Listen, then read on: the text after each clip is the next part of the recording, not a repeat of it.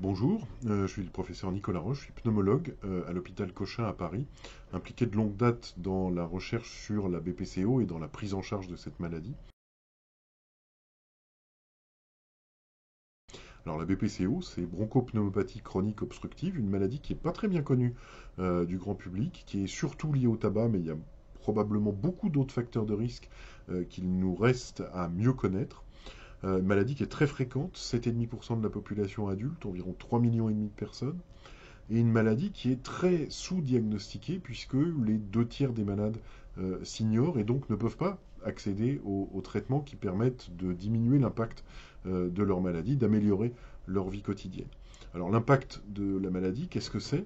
C'est essentiellement un essoufflement à l'effort progressif qui va s'installer de manière souvent assez insidieuse et qui peut aboutir à un vrai handicap et aller même jusqu'à l'insuffisance respiratoire où les malades vont avoir besoin d'oxygène un peu en permanence.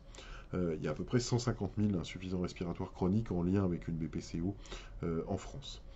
Donc un vrai impact, et il est extrêmement important qu'on collecte un maximum de données venant des patients eux-mêmes sur cet impact pour essayer de bien appréhender le retentissement de la maladie au quotidien et ce qu'on pourrait faire pour essayer de le limiter, ce qui nécessite d'identifier tous les facteurs qui vont moduler ce retentissement, facteurs d'environnement, d'exposition, d'infection, ça peut être également des facteurs socio-économiques.